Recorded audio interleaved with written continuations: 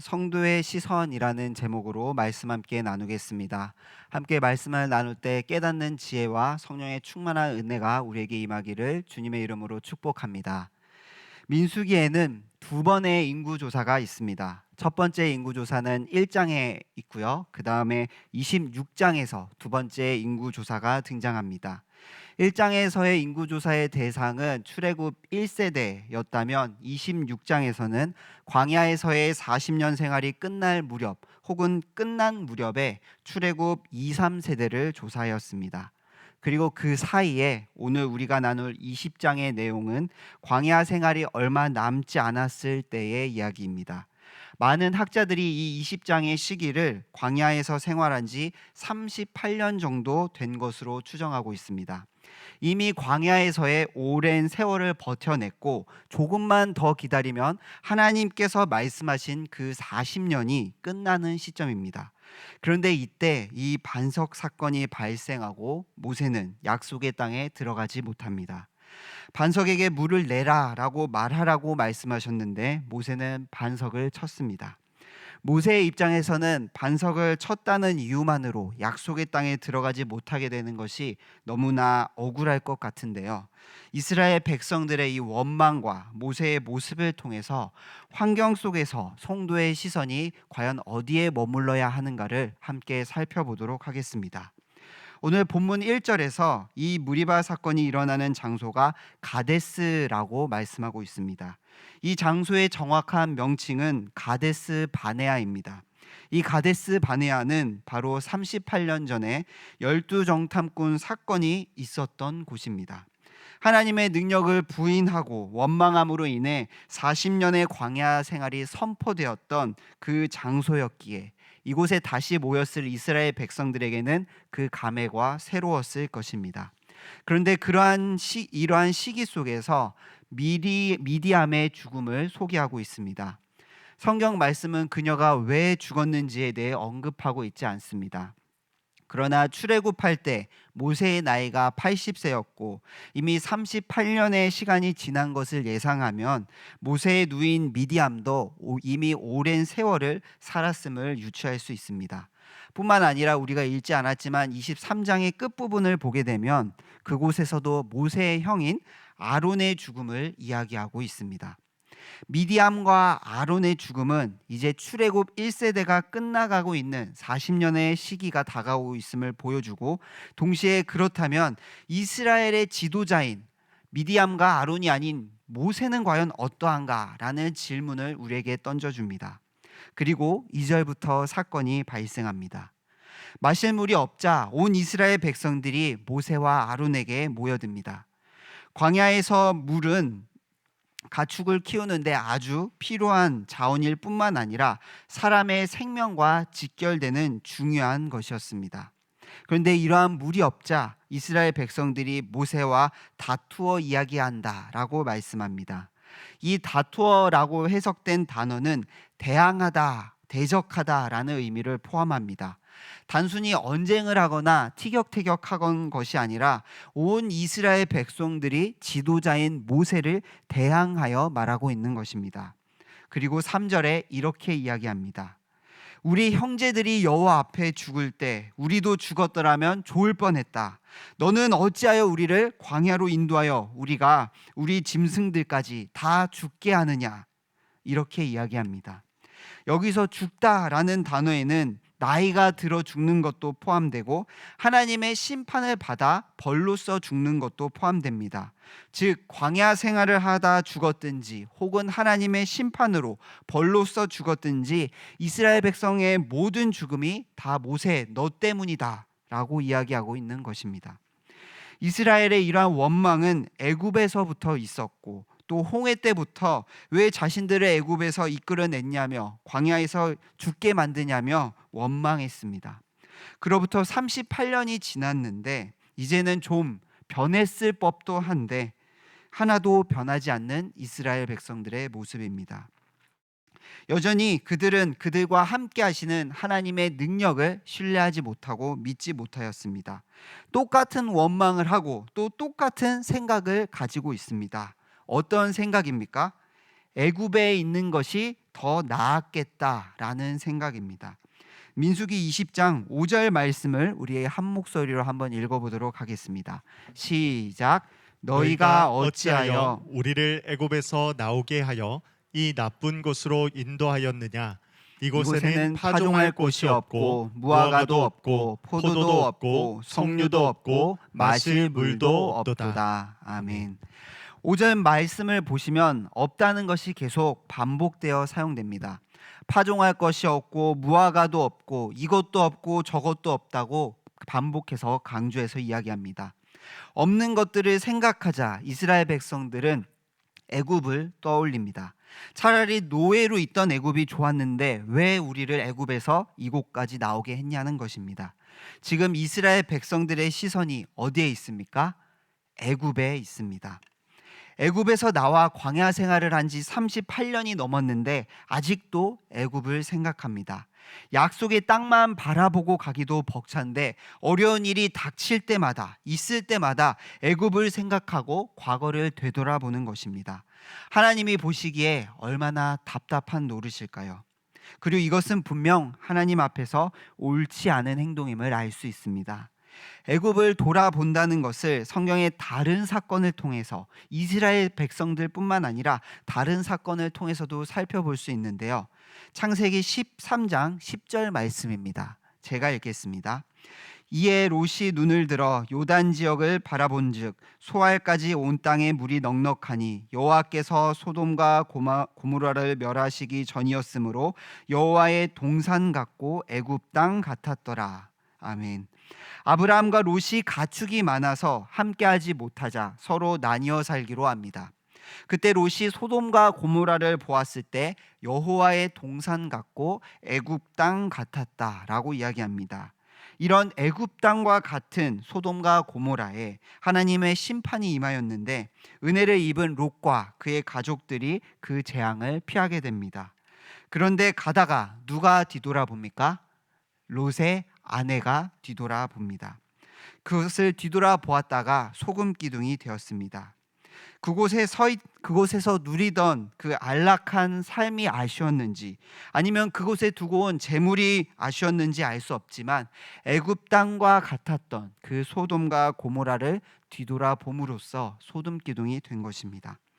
이를 통해 무엇을 알 수 있습니까? 성도의 시선이 환경에 있어서는 안 된다는 것을 알 수 있습니다. 물이 없고 주어진 것이 없자 애굽을 생각했던 이스라엘 백성들처럼 우리의 삶에 없는 환경, 부족한 환경을 바라보고 탓해서는 안 됩니다. 또 소돔과 고모라를 돌아보던 롯의 아내처럼 나에게 좋았던 환경, 내가 가졌고 내가 누렸던 환경을 바라보고 매달려서도 안 됩니다. 환경 가운데 중요한 것은 우리를 인도하시고 우리의 삶을 책임지시는 하나님 분이 하나님이심을 기억해야 하는 것입니다. 환경보다 더 크신 하나님이 우리에게 계십니다. 환경을 바꿔버리실 수도 있고 그 환경을 통해 하나님의 선하신 계획들이 이루어질 수도 있습니다. 그렇게 성도는 이것도 없고 저것도 없는 그 환경을 바라보기보다 더 크신 하나님을 바라보아야 합니다.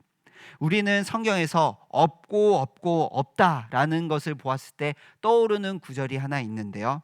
우리가 잘 알고 있는 하박국 3장 17절에서 18절 말씀입니다.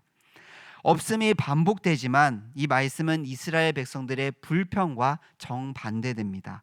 무화과도 무성하지 않고 포도나무에 열매도 없고 밭에 먹을 것이 없고 양도 없고 외양간에 소도 없지만 모든 것이 없지만 그 가운데서 하나님께서 우리의 삶을 우리의 구원을 이루실 것을 믿음으로 즐거워하며 기뻐합니다. 사랑하는 성도님들, 우리에게 부족한 환경이든 넉넉한 환경이든 어떠한 환경 속에서도 흔들리지 않고 우리의 구원 되시는 하나님만을 붙드시기를 소망합니다. 오직 하나님만이 내 삶을 책임지시는 분이심을 믿음으로 환경에 좌지우지되는 것이 아니라 하나님만을 바라보며 의지할 수 있는 대구동성의 모든 성도님들 되시길 주님의 이름으로 축복합니다. 이스라엘 백성들을 살펴보았다면 이번에는 모세를 살펴보도록 하겠습니다. 이스라엘 백성들이 원망하자 모세는 어느 때처럼 엎드려 하나님께 간구합니다. 그러자 하나님께서 나타나 말씀하십니다. 8절 말씀입니다. 우리 한 목소리로 읽겠습니다. 시작. 지팡이를 가지고 내 형 아론과 함께 회중을 모으고 그들의 목전에서 너희는 반석에게 명령하여 물을 내라 하라. 그가 그 반석이 물을 내게 하여 회중과 그들의 짐승에게 마시게 할지니라. 아멘. 하나님께서 명령하신 이 내용을 잘 기억하시기를 바랍니다. 하나님께서는 지팡이를 가지고 온 회중들을 모아 그들 앞에서 반석에게 명령하여 물을 내라라고 말하라고 말씀하십니다. 그렇게 말을 할 때 그 반석에서 물이 나와 백성들과 짐승들이 다 마실 것이다라고 말씀합니다. 이 말씀을 들은 모세는 명령대로 여호와 앞에서 지팡이를 잡았다라고 9절에 말씀합니다. 그런데 10절부터 모세의 모습이 이상합니다. 회중을 반석 앞에 모은 뒤 모세는 반석에게 말하는 것이 아니라 백성들에게 말합니다. 그것도 반역자들아 들으라, 우리가 너희를 위하여 이 반석에서 물을 내겠느냐라고 말합니다. 반역한 너희여라는 말을 통해 모세의 감정이 얼마나 상했는지 알 수 있습니다. 민수기 12장에서는 모세의 성품을 온유하다라고 이야기했는데요. 그런데 원망하는 이스라엘 백성들 앞에서 그러한 모습을 찾아볼 수 없습니다. 사실 지금까지 이스라엘 백성들이 무슨 일이 일어날 때마다 모세를 원망하고 애굽 타령을 한 것을 생각하면 모세도 많이 참았다라는 생각이 듭니다. 늘 하나님께 간구하고 이스라엘을 위해 봉사 헌신했는데 돌아오는 것은 불평과 원망이었습니다.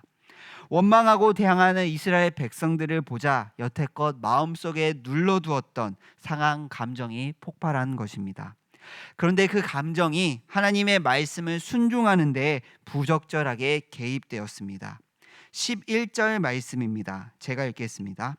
모세가 그의 손을 들어 그의 지팡이로 반석을 2번 치니 물이 많이 솟아나오므로 회중과 그들의 짐승이 마시니라. 아멘.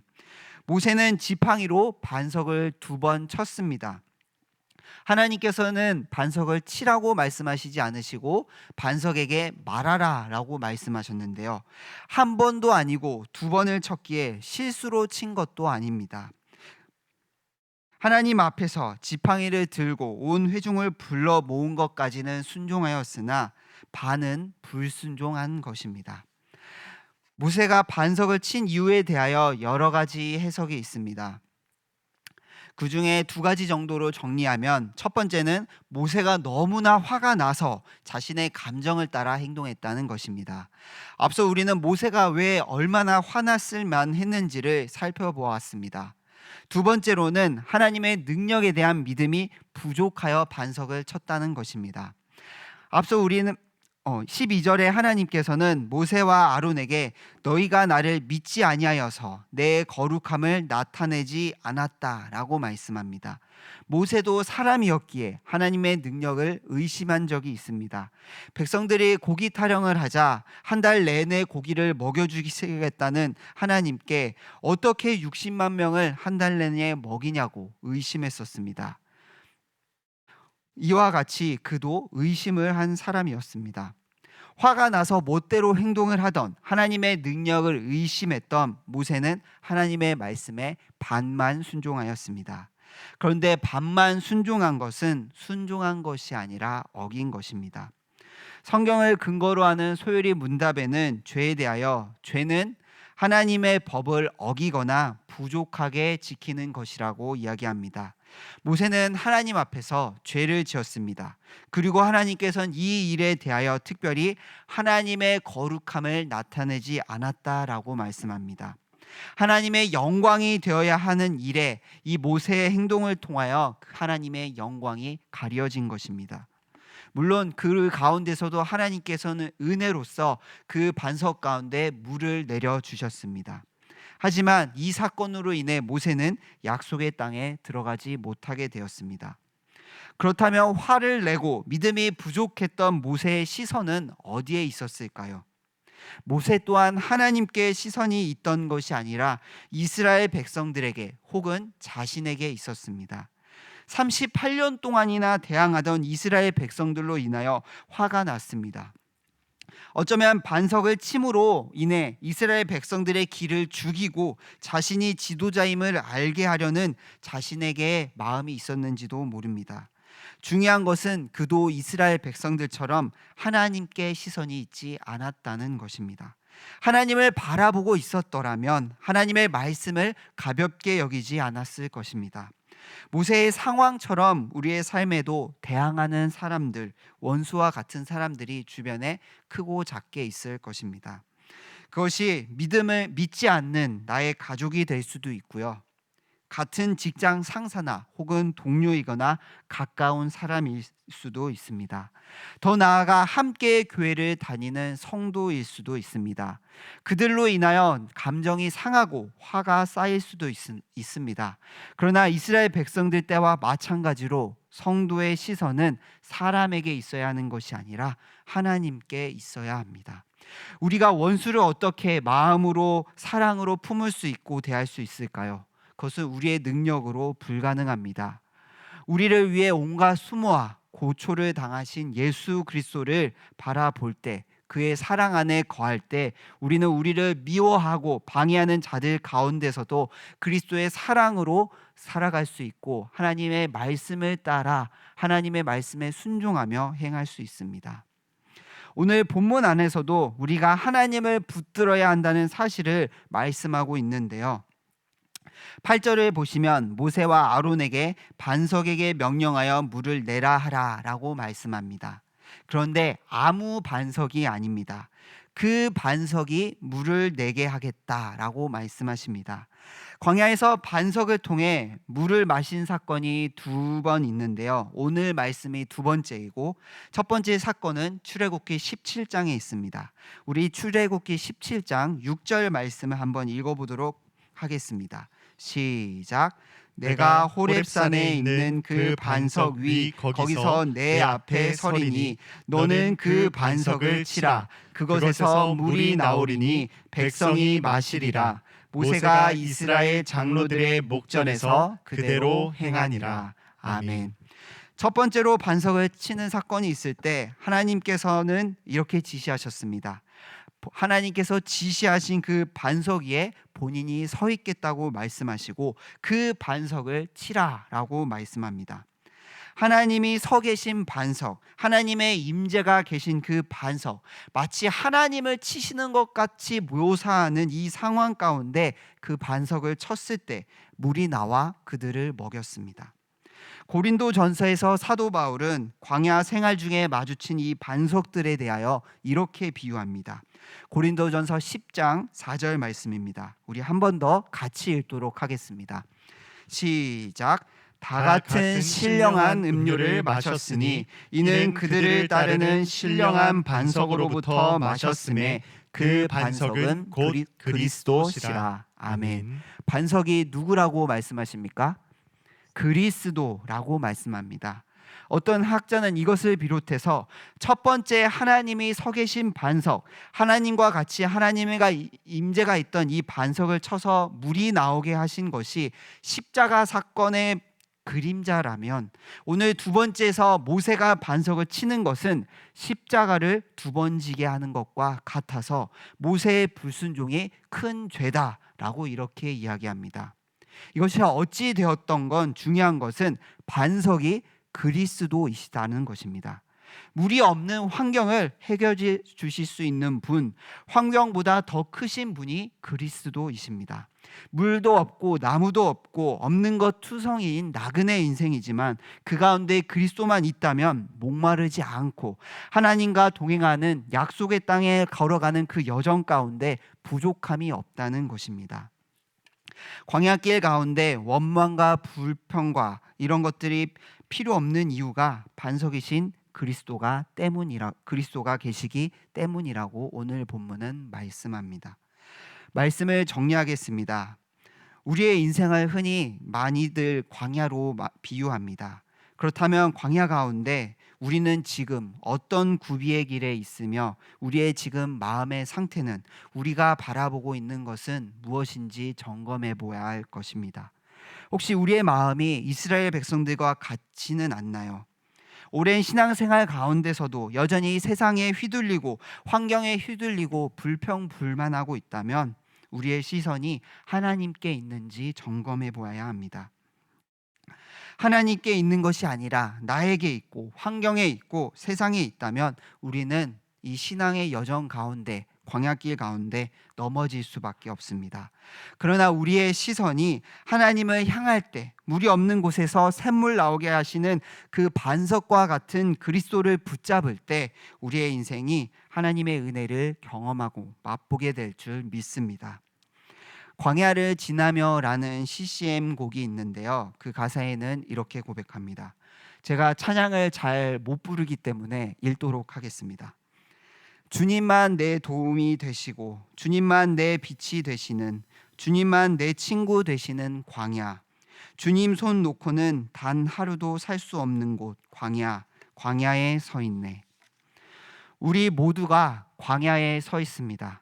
광야길이 어둡고 고독하고 기댈 곳이 없지만 그 가운데 주님만을 붙들며 주님만을 의지하며 나아갈 때 우리는 두렵지 않고 넘어지지 않고 믿음의 경주를 힘차게 나아가게 될 줄 믿습니다.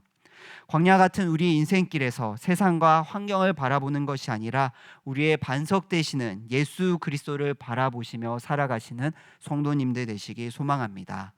그리하여 세상의 유혹과 고난에 넘어져서 걱정, 근심하는 것이 아니라 하나님의 살아계심과 크신 은혜를 경험하시는 대구동성의 모든 성도님들 되시길 주님의 이름으로 축복합니다. 기도드리겠습니다.